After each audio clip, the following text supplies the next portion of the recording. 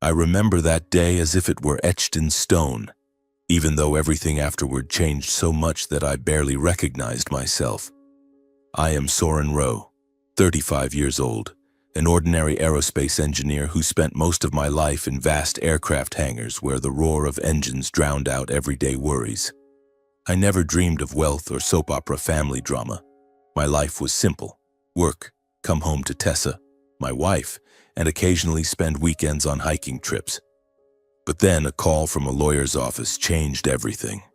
It was a late afternoon, the Detroit sky gray as usual. Heavy clouds foretelling impending rain. I had just left the lawyer's office, clutching the will my grandfather Gideon had left behind.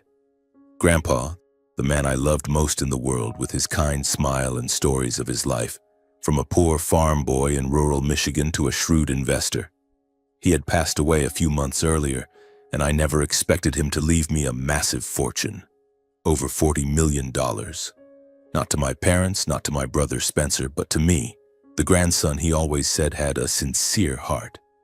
I drove along the familiar highway, the radio playing old rock tunes I loved. My heart raced with excitement.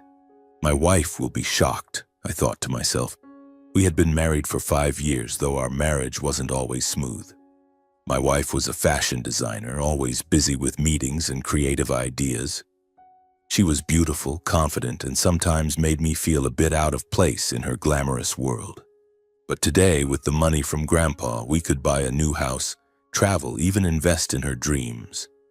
I pictured her hugging me tightly, beaming, and us planning our future together. And my parents, would they be proud of me? My father, Lawrence, always saw me as a dreamer, not as practical as Spencer. My mother, Margot, openly favored my brother. But now this might change everything. I would prove I deserved it. Wind whipped through the car window, carrying the scent of damp earth. I sped up a little, eager to get home. The highway was crowded, but I was used to it. I called my wife, but she didn't pick up. Probably busy, I told myself, smiling alone. I thought of Grandpa, the afternoons he taught me chess by Lake Michigan. He always said, "Soren, money isn't everything, but it can buy freedom if you use it right." Now I understood. With this money, I could quit my job, pursue my passion for building small planes, or even help struggling colleagues. Then everything happened too fast. I was in the middle lane when suddenly from the opposite direction a massive truck barreled toward me. It swerved as if the driver had lost control. My heart clenched. "Damn it, what's he doing?" I honked frantically, trying to veer right. But it was too late. The truck slammed into my car, the crash of metal like thunder, glass shattering. My body hurled forward, then yanked back. Pain exploded everywhere, as if someone were tearing me apart. Screams. Mine or someone else's. Mixed with distant sirens. The acrid smell of burning rubber filled my nose. I tried to grip the wheel, but my hands shook, blood trickling from my forehead into my eyes. No. I thought of my wife, Grandpa, the life I had just dreamed of. Darkness rushed in, swallowing everything. I sank into endless void where pain vanished, only a distant whisper remained. "Help. Help me." When I woke, the world around me was blurry and alien. My head throbbed as if 1,000 needles pierced it at once. I blinked several times, trying to focus. I lay on a hard bed, body entangled in wires and machines. Steady beeps from the heart monitor mingled with the sharp smell of antiseptic. Hospital room. Yes, this was a hospital. I tried to move, but my limbs were numb. I could only twitch my fingers. Pain surged from my chest and legs, making me groan. "What happened?" I whispered, voice hoarse. Memories flooded back in shattered fragments. The lawyer's office, the will, the highway, the truck. Accident. Yes, I had been in an accident. But how long ago? I looked around. Stark white walls, curtains half drawn, no one there. No wife by my bedside, no mother with a worried face, no father with his stern voice. Just me, alone in this cold room. A nurse entered, her face lighting up when she saw me awake. "Oh, you're awake. Let me call the doctor." She hurried out, and minutes later, a middle-aged man in a white coat appeared. He smiled, but it didn't hide his fatigue. "Hello, Soren Rowe. I'm Dr. Harlan. You're awake. Good. Do you remember anything? I nodded weakly. Accident, truck. I was heading home. Dr. Harlan did a quick check, reviewing the monitors. Yes, you were in a severe car crash. Head trauma, broken ribs, some internal injuries. You've been in a coma for over a month. Honestly, we thought you might not make it. Few survive in your condition. Over a month, I was reeling. A whole month lying here unconscious while the world moved on. I tried to sit up, but pain forced me back down. My family, where are they? My wife, Tessa, my parents, my brother, Spencer. Dr. Harlan paused, his eyes flickering with hesitation. Well, we tried contacting them using the information in your file, but no one has visited you this whole time. We assumed they had their reasons. No one came? My heart felt crushed. Tessa, the woman I loved, who I thought would always be there in tough times, didn't come? My parents, though not the warmest, were family. Spencer, my brother, jealous as he was, we were still siblings. Why had no one shown up? Confusion spread like an icy wave. Maybe there's a mistake. Please call them again for me. Dr. Harlan nodded. We'll try. Rest now. You need time to recover. He left, leaving me alone with a tangle of thoughts. I stared out the window where raindrops tapped rhythmically on the cold glass. They slid down, blurring the neon lights outside. Detroit was the same, damp, heavy, but today the rain made me feel lonelier than ever. I tried to recall what happened before the accident. The will? Yes, Grandpa left me $40 million. Back then I thought it was a gift of joy, a new beginning. But now, lying in this sterile white room with a broken body and an empty heart, I began to wonder, had that money changed everything? Why had no one come? Did they even know I was alive? Or was something far worse waiting in the shadows? The days that followed passed in a haze of medications, physical therapy, and persistent pain. Dr. Harlan told me I was lucky. My body was recovering better than expected. I practiced walking in the hospital corridors, each step trembling like a toddler's first. Every time I looked in the mirror, I saw a stranger, gaunt, disheveled hair, and deep-set eyes full of doubt. I called my wife dozens of times, but the number always said unreachable. My parents, too. The phone rang and then went dead.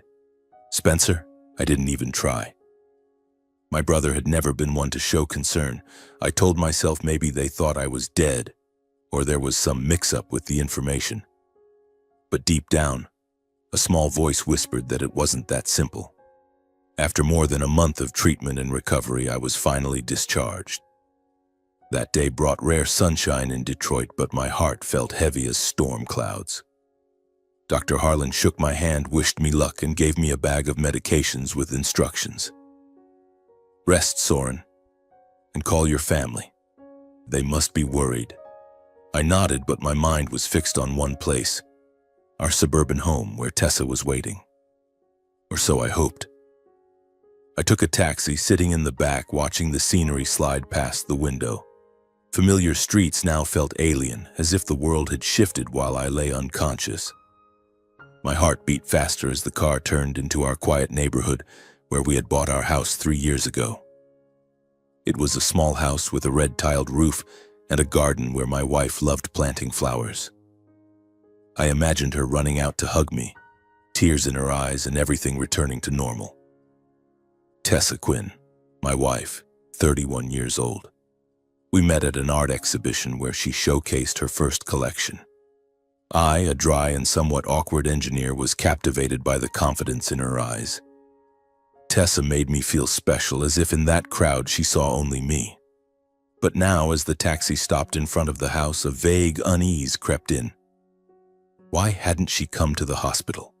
Was it work or something else waiting behind that door?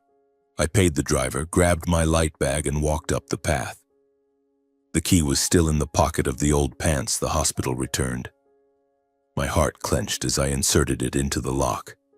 The door opened with its familiar creak, and the scent of Tessa's vanilla candles hit my nose. Tessa? I'm home, I called, voice slightly shaking. But then, I froze at the threshold. In the living room on the sofa where we used to watch movies, Tessa sat beside Spencer, my brother. They were intimate in a way that took my breath away. Tessa's hand on Spencer's thigh, him whispering something in her ear, a smug smile on his lips. Spencer was an arrogant investment analyst with mediocre skills.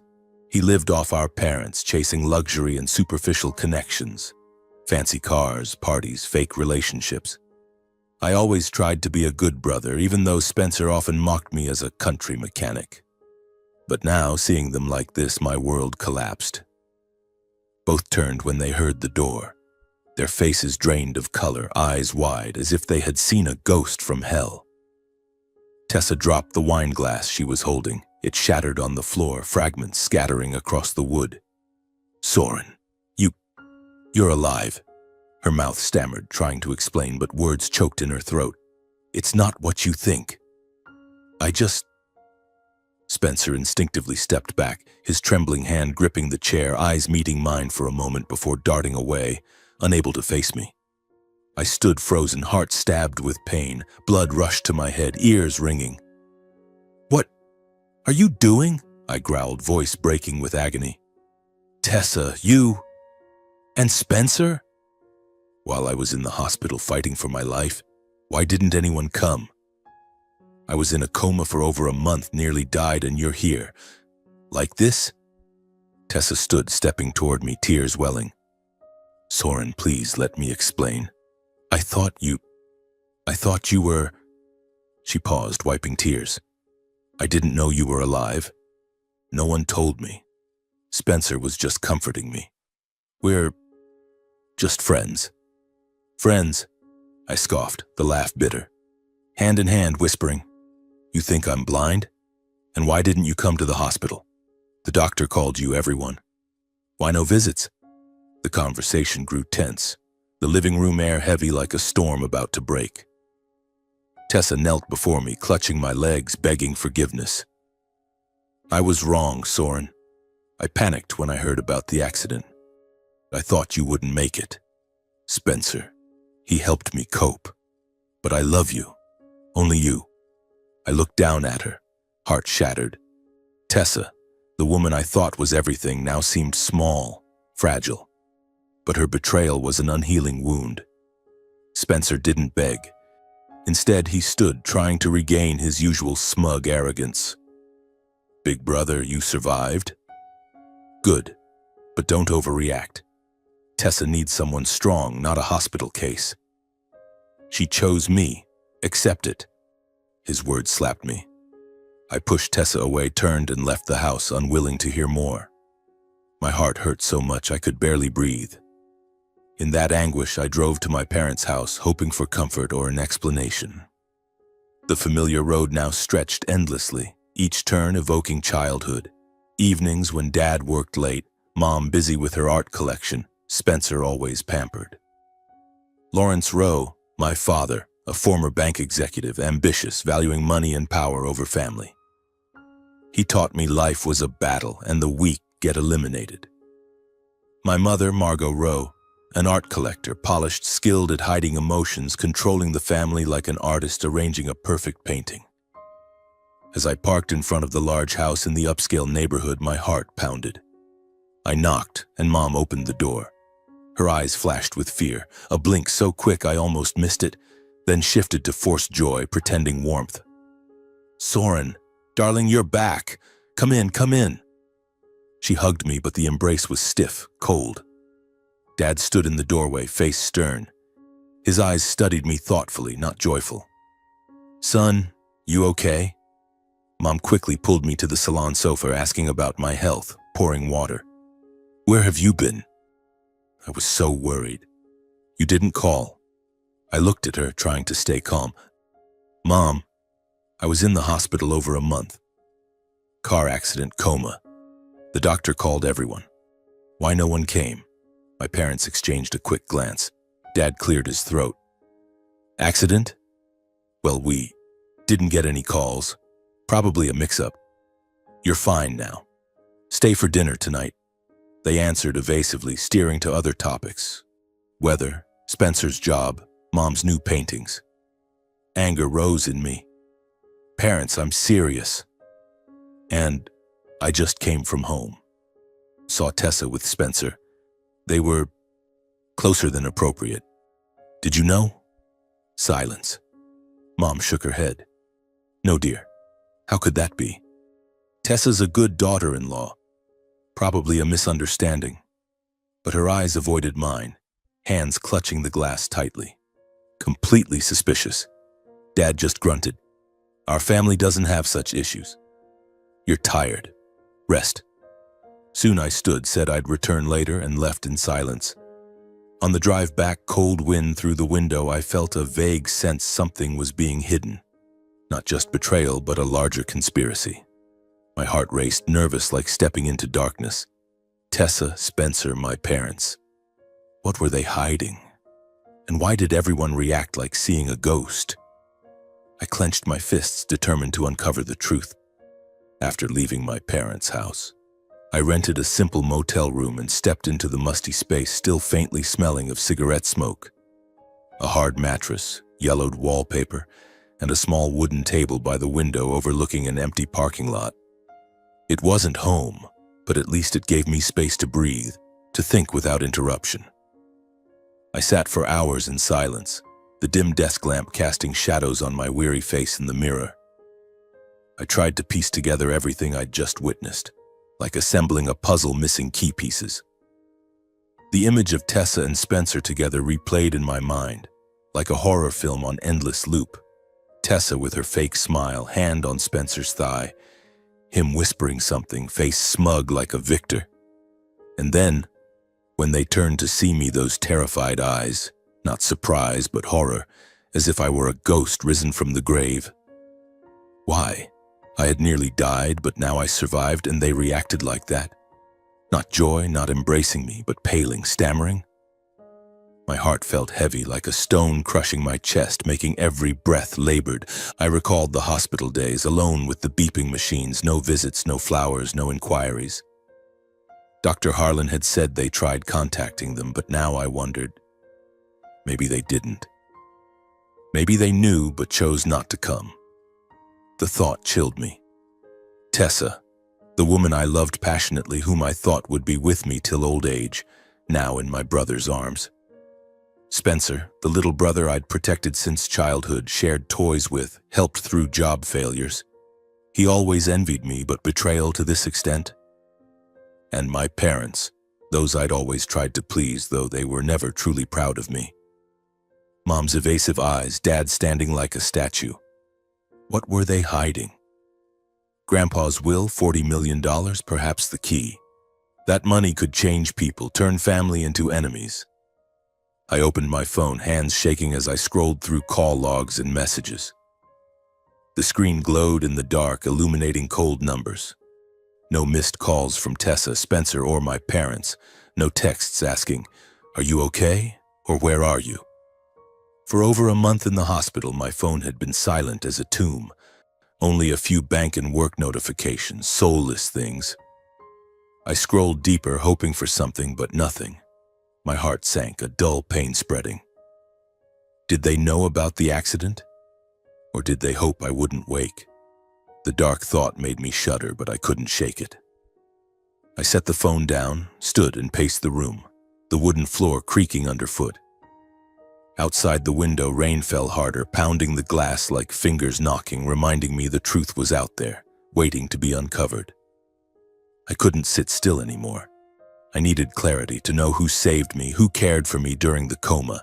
If not family, then who? The next morning, I drove back to the hospital, heart pounding like war drums. Detroit's sky was gray, chilly winds blowing through empty streets, carrying exhaust and fallen leaves. I parked in the lot and entered the lobby with heavy steps. The antiseptic smell hit me, evoking days of immobility. I went straight to reception, where a young clerk typed away. "Hi, I'm Soren Rowe. I was here over a month. I want my medical records and to ask about who brought me in." She looked up, slightly surprised. "Mr. Rowe, let me check." She typed, then frowned. Your records were transferred from another hospital. Mercy Hospital in the suburbs. We only took you after stabilization. Want to see Dr. Harlan? I nodded, excitement rising. Transferred from another hospital? I remembered nothing of that. Dr. Harlan appeared minutes later, still with that tired smile. Soren back already. What's wrong? I briefly explained the family's absence, the doubts gnawing at me. He listened, then nodded. I understand. Actually, I never met any of your relatives.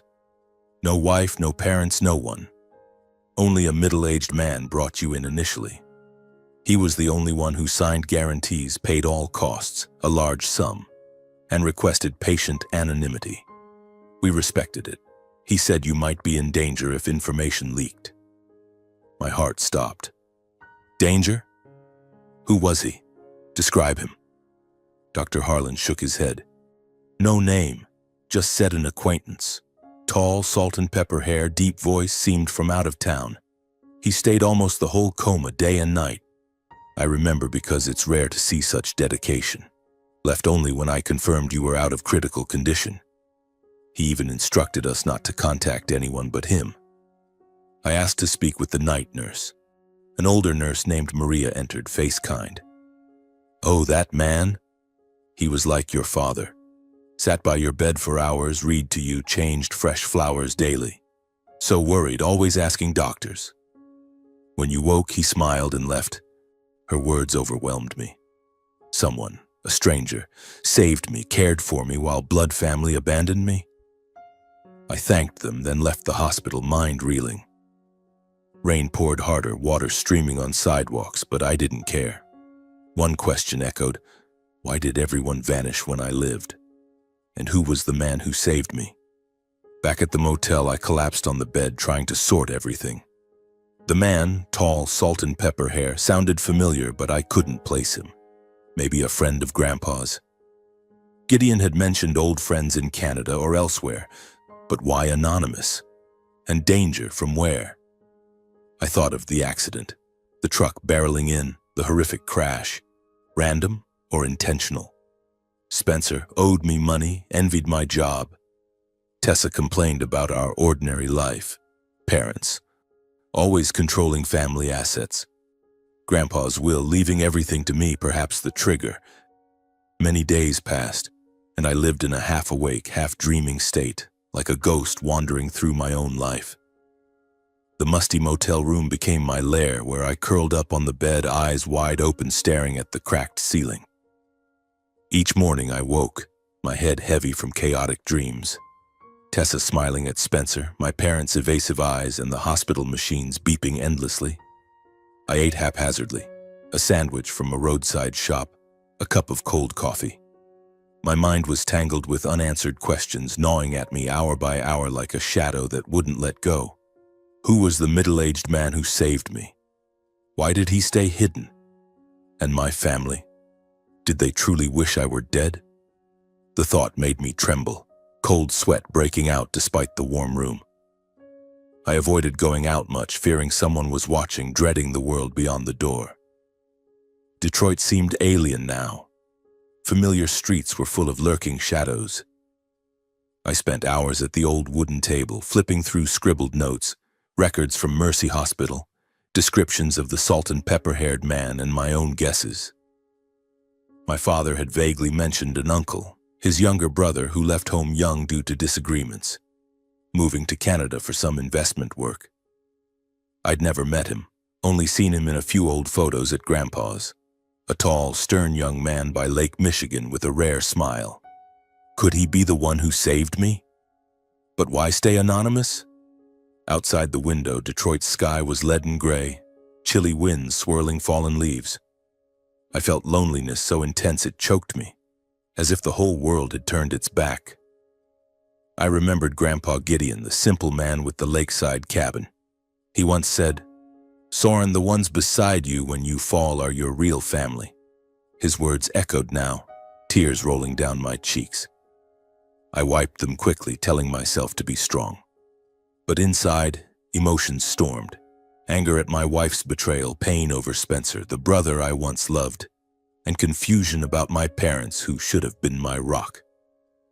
I still sat there, watching the words blur under the yellow light. Then a sudden knock at the door made my heart clench. Who? I wasn't expecting anyone. I stood, tiptoed to the door, listening. The knock came again, steady, patient but firm. I peered through the peephole. A middle-aged man stood there, tall, stern-faced, eyes both familiar and strange. He wore a long gray coat, salt and pepper hair cropped short, looking weary as if from a long journey. My heart raced. Was this the man the nurse described? I took a deep breath, unlatched the door, hand still gripping it, ready to slam if needed. "Hello, nephew," the man said, voice deep and warm with a slight northern Canadian accent. "I'm Silas Rowe, your father's brother." I was speechless, mouth agape. Silas, my uncle, known only through Dad's stories. He stood there, imposing with a faint smile but worried eyes. I nodded, stepping back to let him in. Uncle Silas? Come in." My voice trembled like a child meeting a stranger. We entered the cramped room. I hurriedly cleared papers from the table, turned on the electric heater to chase the chill. We sat by the fire, its fake flames dancing on the walls, creating a false coziness. I poured him water, hands still shaking. "Uncle, how did you know I was here?" Silas looked at me, eyes deep, weighing every word.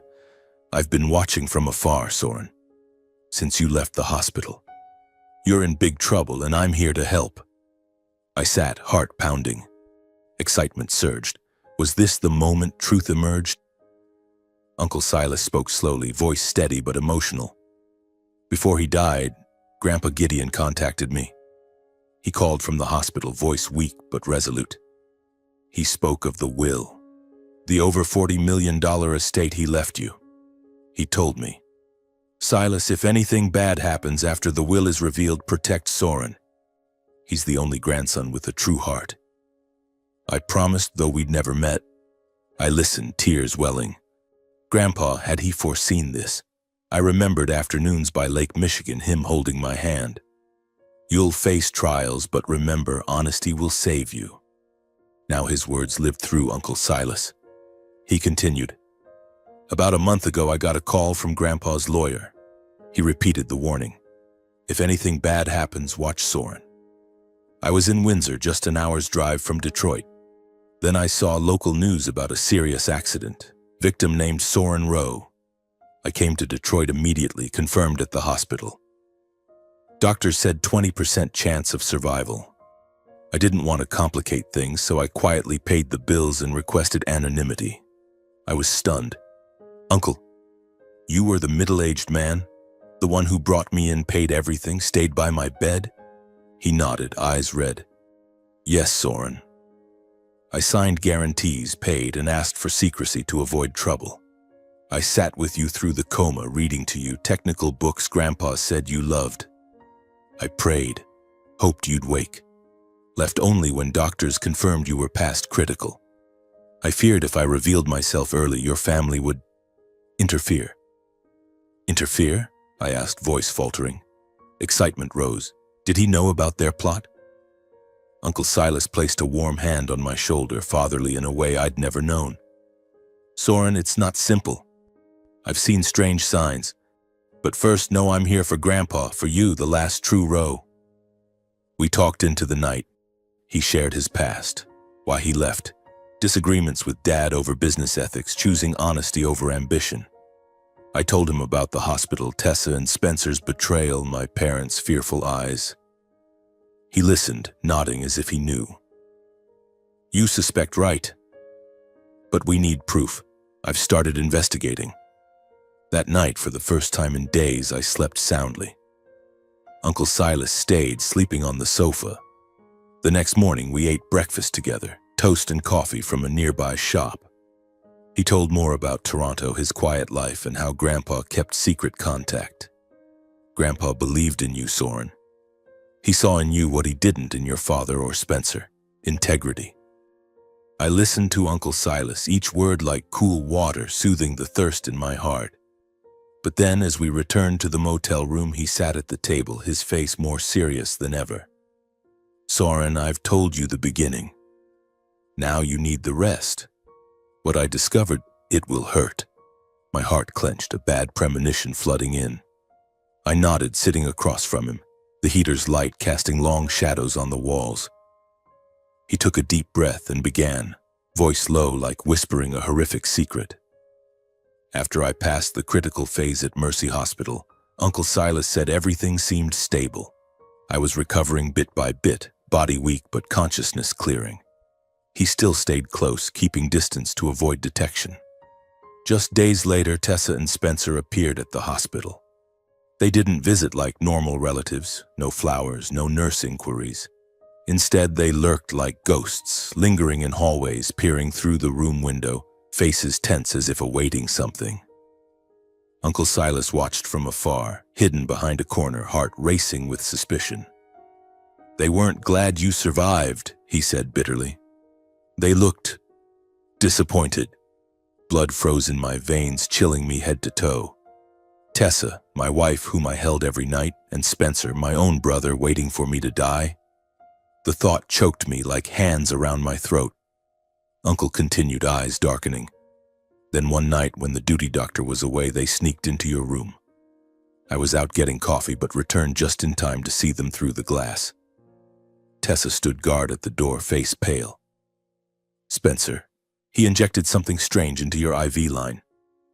They acted fast, then left as if nothing happened." My heart pounded wildly. The image vivid, Spencer's trembling hand with the syringe, Tessa glancing around fearfully.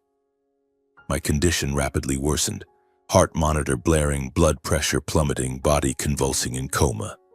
I remembered nothing of that moment, but Uncle Silas said he rushed in, shouting for doctors. "Lucky I returned in time," he said, voice shaking. "I caught it early. With emergency help, they flushed the poison from your system. You escaped death a second time, Soren. But this wasn't accident. It was murder." Pain surged like a wave, crashing into my chest. I gripped the chair, nails digging into skin. My family tried to kill me, not just abandon, but actively push me to death? Uncle Silas rested a hand on my shoulder, comforting, but I felt numb. After that, he realized your life was threatened. He couldn't let it continue.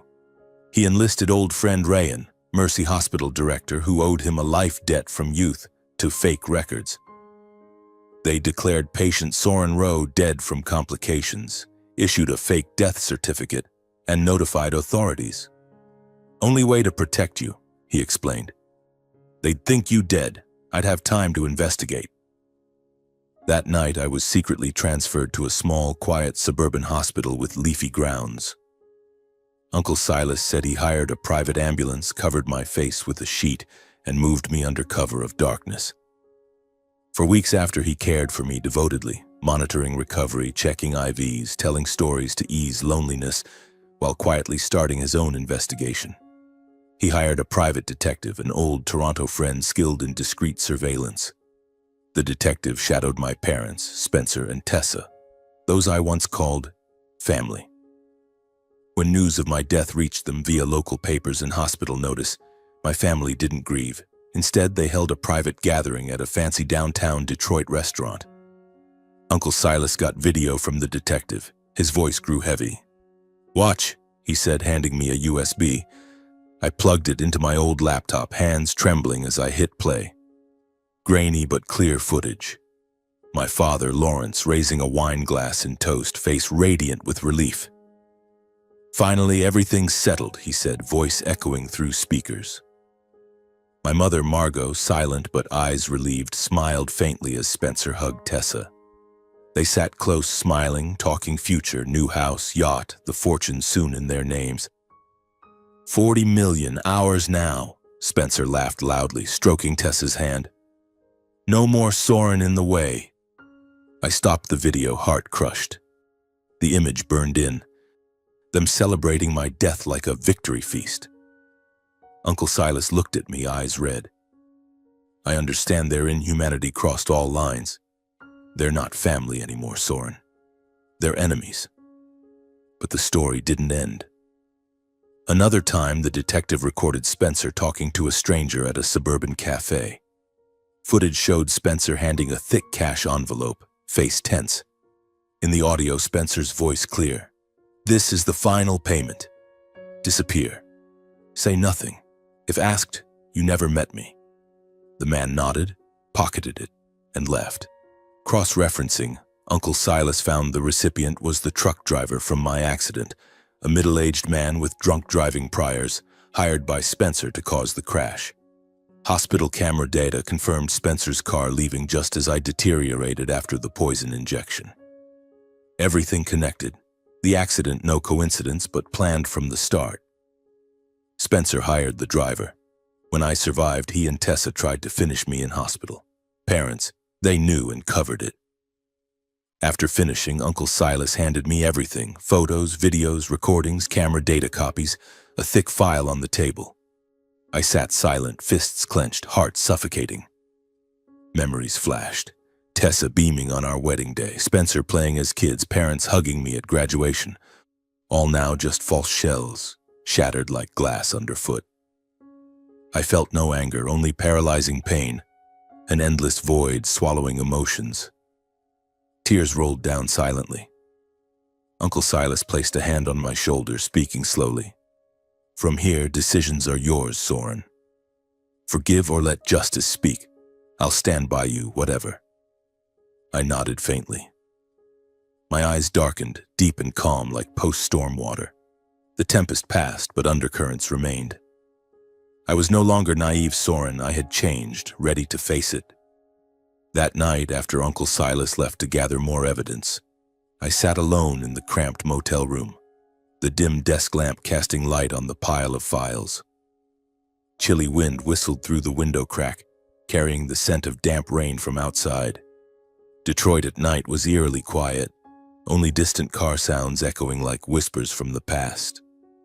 I turned off the light and lay down, but sleep wouldn't come. Instead, memories flooded back like a film in reverse, slow but sharp, making my heart ache in waves. I closed my eyes, letting them sweep me away, a way to better understand what happened and what was coming.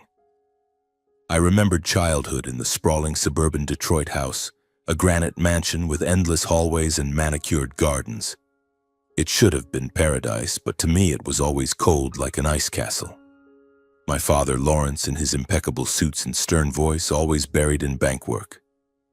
He sat at his desk for hours, lamplight on his harsh face. When I entered, he glanced up a second, then back to papers. "Soren tinkering with machines again?" So impractical. Learn from Spencer, he has business sense. His words cut like knives, making me, a 10-year-old obsessed with model planes, feel out of place like unwanted clutter in that glamorous house. I recalled building a small plane from garage scraps. It flew a few meters. I ran to show Dad, eyes shining. But he just glanced, smirked. Child's toy. Spencer's the family future. My heart clenched then, but I swallowed tears and walked away silently. My mother, Margot, was subtler, but her favoritism hurt more. An art collector, always busy with exhibitions and expensive paintings lining the walls. She orchestrated family like an artist perfecting a canvas. Meals on time, clothes spotless, love unevenly distributed. She always shielded Spencer, no matter his wrongs. Once he broke her antique vase, cried, and she hugged him. "It's okay, darling, accident." But when I accidentally dropped a table clock, she eyed me disdainfully. "Soren, so clumsy. Why not careful like your brother?" I was the outsider in my own home, a silent ghost watching from afar. She doted blindly on the youngest. Spencer got new toys, praise before guests, while I fended for myself. I remembered evenings alone in my room, watching rain through the window, wondering why I wasn't loved like him. Hurt filled me, but I learned to hide it, building a hard shell over my young heart. And Spencer, my brother I once loved like flesh and blood, was arrogant from the start. A year younger, but always acting superior. With golden hair and charming smile, he knew how to win people. But to me, he mocked. Want to be the family mechanic in a noble house? Go fix cars for others. Leave big things to me. His words pricked like needles. I hurt but didn't fight back. We played once, chasing in the garden, building sandcastles by the lake. But jealousy crept in. When I got an engineering scholarship, Spencer smashed my plane model, sneering, "Think you're smart? Parents won't be proud." I forgave, thinking it childish, but now I saw the hatred seeded long ago. Spencer lived off parents, no real skill, chasing vanity, luxury cars, parties, boasts. I helped him, loaned money after his stupid investment flop, but he never thanked, just smirked and turned away. Amid the coldness, only Grandpa believed in me. Gideon Rowe, living simply in his small lakeside cabin. Unlike the family, old shirts, fishing, reading by the fire, not chasing money. When I visited, often alone, parents busy, he welcomed with warm hugs and kind smiles. "Come in, grandson. Today I'll teach you to fix an old engine." He taught beyond textbooks. Honest living, judging people by actions, not words, money not ruling you. We sat by the lake, wind whistling. He shared youth stories. "I was rich once, Soren, but money doesn't bring happiness. It reveals character." I listened, entranced, feeling accepted for the first time. He taught model planes, bike repairs, and most. Honor over gold. I remembered afternoons when parents visited Grandpa, discussing family funds, investment plans to preserve legacy. Dad excited. "Dad, invest in stocks, double it." Mom nodded, eyes ambitious, but Grandpa smiled, shook head. "Money doesn't speak truth about people, but how they earn and keep it does." He winked at me as if for me alone. Parents ignored, continued plans, but I understood. Grandpa warning, teaching to see through glamour. Then Grandpa fell ill, late-stage liver cancer. Parents visited sparingly, busy with work, leaving quickly. Spencer never came, claiming parties. Only I, the impractical grandson, came often. I drove hours to Lake Michigan, sat by his bed, wiped sweat, gave medicine, listened to final stories. He weakened, but eyes bright. "Soren, you're my hope. Don't let money blind you." Those afternoons, lake sparkling in sun, wind carrying damp wood and fresh fish. I held his hand, feeling warmth fade, heart grateful for him. The day before he died, he gripped my hand tightly, voice faint but firm. "One day you'll understand why I chose you." I nodded, tears falling, not fully grasping. He smiled last, passing peacefully by his beloved lake. The funeral was grand. Parents organized big but fake. They cried, then discussed inheritance. I quietly placed white flowers at the grave, whispering thanks. Weeks after, life normalized. Aircraft hangar work, home to Tessa, evenings cuddling, watching movies. Tessa then was the woman I loved. Sharp, confident smile making my heart flutter. We dreamed. Bigger house, kids, travel. Then the call from Grandpa Gideon Rowe's lawyer about the will. I sat frozen in the office, phone in hand. "Over 40 million, all to you." Heart raced with joy, not for money, but Grandpa chose me, proving his faith. I rushed home, told Tessa in naive excitement, "Love, this changes everything for our little family. We can do anything." Tessa hugged me, beaming, "Amazing, Soren. We'll be happier." But now recalling, her smile was odd, eyes flashing greed, not pure joy. I told parents. They congratulated curtly, but Spencer silent, face dark. I thought temporary jealousy, never imagining that joy bought a murder plot by those I called family. Memories stopped. I opened my eyes in the motel darkness. Heart heavy, but no more tears. The film clear now. Dad's coldness, Mom's bias, Spencer's arrogance, all leading to betrayal. Grandpa foresaw, chose me for honesty, sent Uncle Silas to protect. I stood, looked at rain through the window, anticipation rising, undercurrents brewing, confrontation, court, justice. No longer naive, I was a man ready to fight. The following days passed in a whirlwind of thoughts and preparations. Uncle Silas and I sat for hours at the old wooden table, flipping through files, rewatching videos, replaying recordings. Each time pain surged, but now it no longer weakened me. It forged me, turning into strength. Uncle Silas was patient, sharing more about his years away, how Grandpa kept contact through secret letters. Grandpa knew this family was rotten long ago, he said, voice deep and sad. But he hoped you'd change everything. I nodded, heart racing with anticipation. I no longer wanted to hide. I wanted confrontation, not just with pain, but with truth. Looking them in the eye, watching lies crumble. After days of deliberation, I decided it was time. We would go to my parents' house, where I knew Tessa and Spencer often visited, and expose everything. That morning, Detroit's sky was gray, rain pattering on the windshield like my anxious heartbeat. Uncle Silas drove, face stern, hands gripping the wheel. I sat beside him in an old jacket, holding a bag of copied evidence, papers, USBs, printed photos like a ticking bomb. The road to my parents' house was heartbreakingly familiar. Leafless trees, upscale neighborhood with grand homes where I grew up in isolation. My heart pounded, excitement rising like before battle. "Ready?" Uncle Silas asked, voice calm. I nodded. "Ready." They must pay for what they did. We parked at the large iron gate, walked the stone path. I knocked. The sound echoed in the cold air. Mom opened the door, face flashing surprise, then forced smile. But seeing Uncle Silas behind me, it froze. "Silas? When did you return?" she stammered, voice trembling. We entered the vast living room where Dad read the paper, Tessa and Spencer on the sofa with coffee cups. The family froze seeing Uncle Silas, the one they thought gone forever, whom Dad banished for disagreements. Spencer jumped up, face pale. Uncle Silas? Why are you here?" Tessa covered her mouth, eyes wide in terror. Dad set the paper down, eyes flashing anger. "Silas, what are you doing here?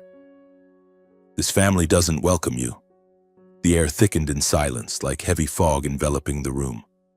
Crystal chandelier light shone but couldn't dispel inner darkness. Their eyes dodged, mixed fear and unease. Mom bit her lip, Dad clenched the chair, Spencer stepped back, Tessa stared at the floor. I felt my pulse quicken, excitement like standing on a cliff edge. Uncle Silas stood firm beside me. "I'm here for Grandpa, for Soren, and for the truth you've hidden." I breathed deep, recounting everything, voice calm but resolute. I described the accident, the truck charging like a monster, horrific crash, darkness swallowing me. Then over a month in coma, body in pain with wires and machines and their total absence. No visits, no inquiries. I detailed the hospital plot, Tessa and Spencer sneaking in, injecting poison into my IV, nearly killing me again. I spoke of Uncle Silas, saving me, watching day and night, faking records to protect, and the investigation. Video of them celebrating my death, recording of Spencer paying the truck driver, camera data confirming his car leaving as I deteriorated. Each word cut the tense air like a knife. I watched their faces shift, surprise to panic. The family erupted like a storm. Dad stood abruptly, face red with rage. "You're lying. Delusional from the accident, Soren. You nearly died. Your mind's messed up." Mom interrupted shrilly. "Son, how can you say that?" We worried but didn't know which hospital. "This is Silas's plot. He's back to seize Grandpa's estate," Spencer growled, pointing at Uncle Silas. "You vanished years ago, now brainwashing my brother. Those proofs are fake. I did nothing." Dad and brother hurled insults at us, traitors, the outsiders trying to deflect, deny everything. The living room heated, shouts echoing, my heart racing, excitement breathless. I saw fear in their eyes, not remorse, but exposure dread. I said nothing, slowly placing all copied evidence on the table. Papers, USBs, clear photos. Celebration video, Dad toasting, Mom smiling in relief, Spencer and Tessa kissing. Recording of Spencer paying. Final payment disappear. Hospital camera photos. Spencer's car parked, shadowy figures sneaking. Their faces shifted from anger to panic, then total collapse. Dad flipped through papers, hands shaking. "No. Impossible. Misunderstanding, Soren. We just worried for the family future. He tried denying, voice faltering, but his eyes betrayed. He knew, now feared. Mom burst into sobs, slumping in the chair. "Oh God, how did this happen? We didn't mean it."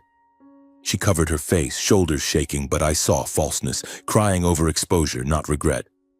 Tessa collapsed in terror, beautiful face twisted in horror. "Soren, please, I was wrong. Don't call police." She reached for me, tears streaming, but I felt nothing. Spencer knelt on the floor, eyes hateful. You'll regret this." "I'm your brother. Why?" He clenched fists, face ashen, sweat pouring. The room drowned in chaos, cries, stammers, papers scattering. I stood, heart racing with excitement, but no fear, only cold calm. "Justice will handle the rest," I said slowly, voice steady. "I won't forgive. You chose this path, betraying, murdering kin for money. Now face consequences." My words like a verdict, slicing the heavy air. The family knelt, begging. Dad grabbed my leg. "Son, forgive me." "We're family," Mom sobbed. "Soren, I beg you." Tessa clung. "I love you, please." Spencer whispered, "Brother, don't." But I turned silently, no looking back. Heart ached, but no room for pity. They killed kinship long ago. As Uncle Silas and I left, the house sank in sobs in total ruin of those once rows. We stepped out, rain falling harder, soaking coats. Uncle Silas patted my shoulder. "You did well." I nodded, drove into the night, heart still pounding with adrenaline. Excitement lingered, court coming, but I knew justice would prevail. Childhood memories returned, that coldness now ended. I was free. After that confrontation, Uncle Silas and I wasted no time acting. We returned to the motel, sat at the old wooden table under the dim light and reviewed the files one last time. Uncle Silas looked at me, eyes resolute. "Now it's time to hand it to the authorities, Soren. We have ironclad evidence, undeniable." I nodded, heart still pounding from the encounter. Their pleading cries echoed in my mind, but I felt no pity. They chose this path, now justice would decide. The next morning, we drove to Detroit's Central Police Station, a gray building with endless hallways and the scent of strong coffee. We met the lead detective, a middle-aged man named Jordan, weathered face with a silver mustache. Uncle Silas briefed him, then handed over all evidence: videos, recordings, camera data, financial records. I sat beside, recounting my story, from the accident to the poison attempt, voice calm but waited. Detective Jordan listened, frowning, then nodded. "This isn't a normal accident. We'll reopen the case immediately." My heart raced faster, excitement mixed with relief. Finally, the wheels of justice turned.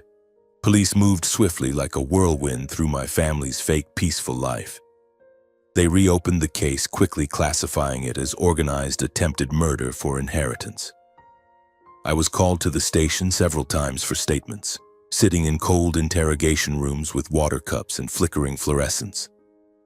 Each time, memories flooded, the truck charging, horrific crash, engulfing darkness.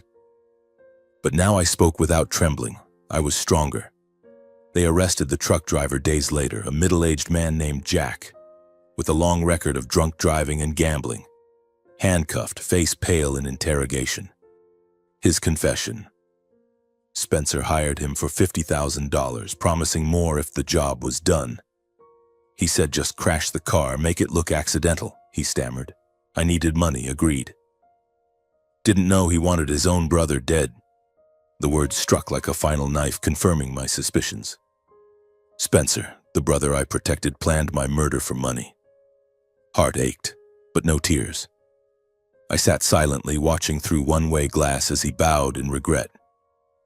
Financial data dug deeper, everything exposed like daylight. Transfers went through Tessa's accounts, my wife, whom I trusted absolutely, to erase traces. She used personal accounts for small transactions disguised as gifts or business support. Detective Jordan showed statements, cold numbers, dates matching pre-accident.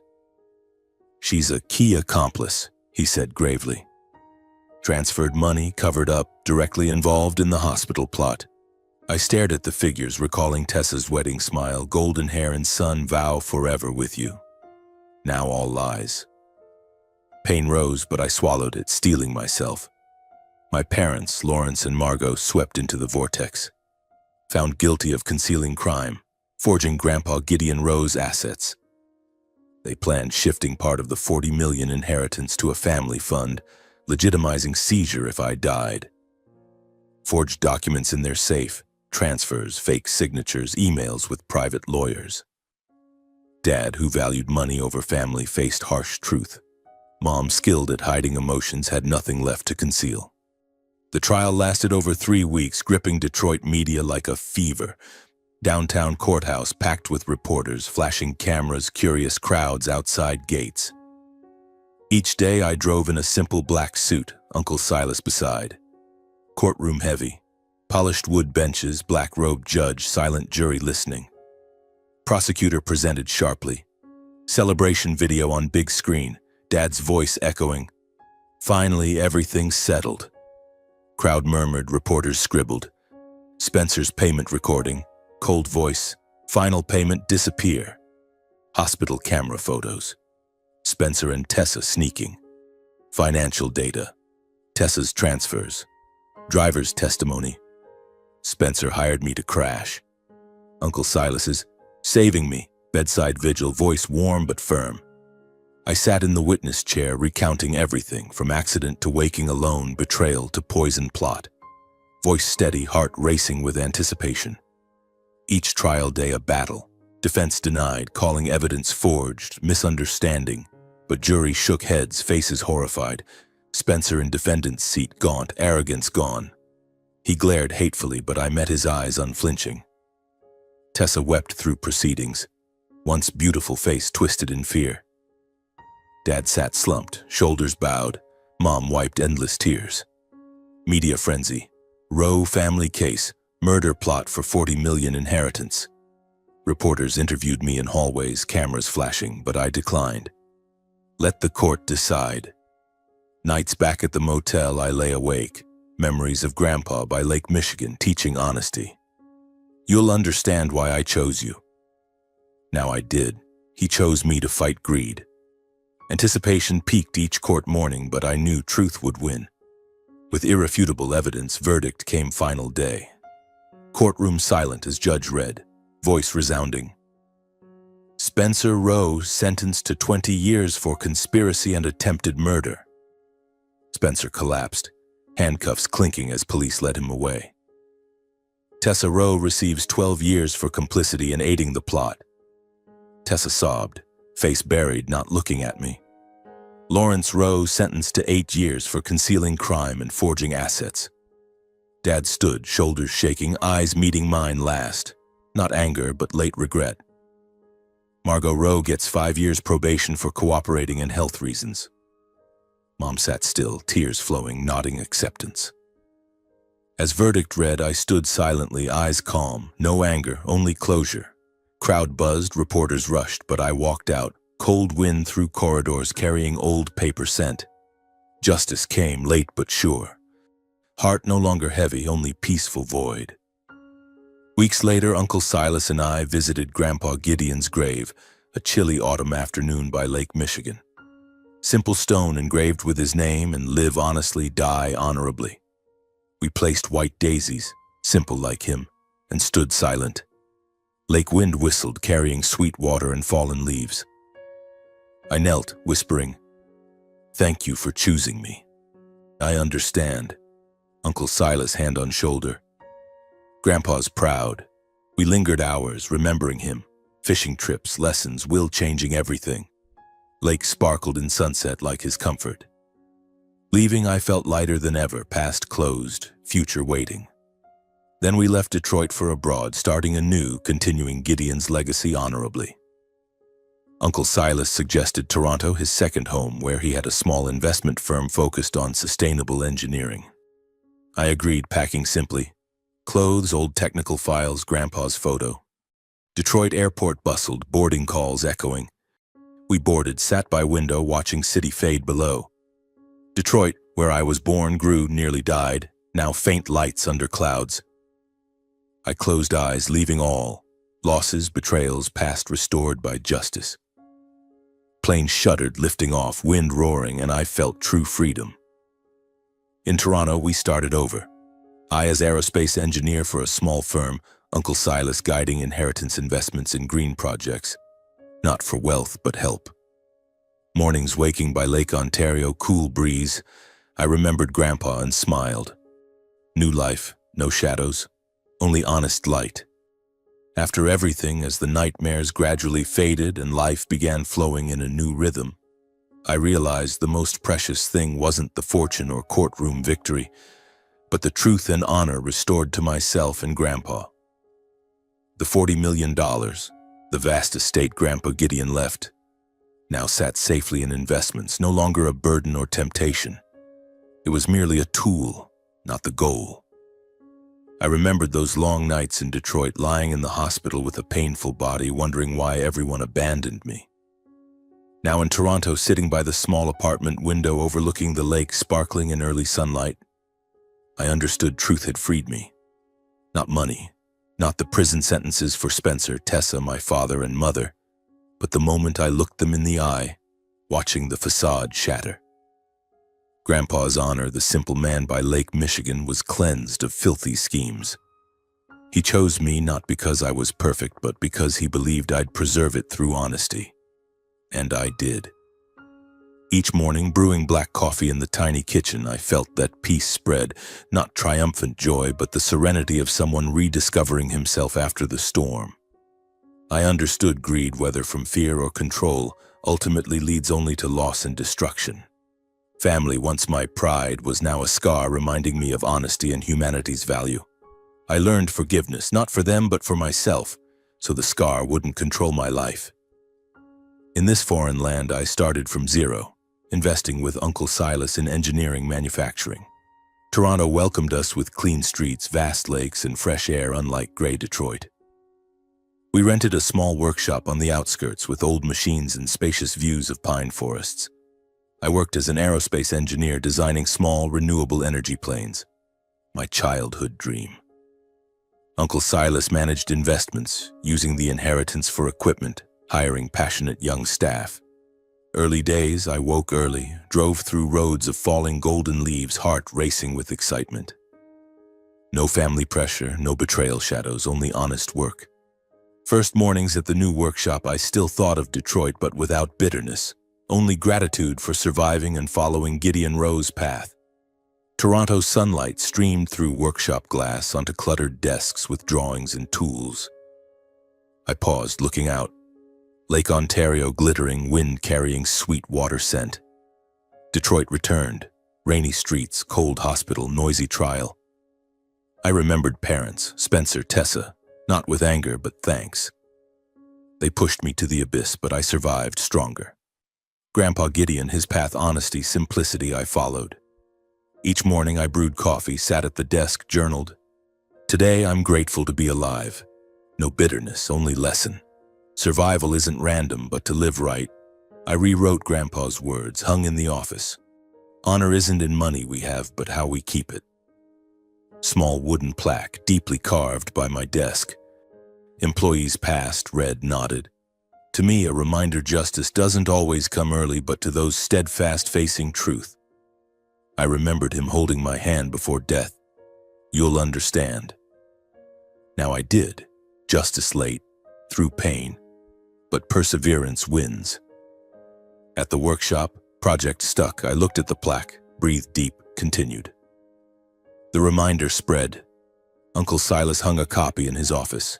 We lived by it. Honest investments, no deceit. To me, the story closed not with revenge, but awakening that sometimes losing everything is the only way to find yourself. I lost family, Detroit, old trust, but regained myself, an honest, strong Soren.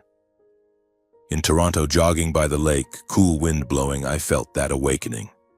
Loss a lesson, leading to freedom. No revenge, I chose justice, now living peacefully.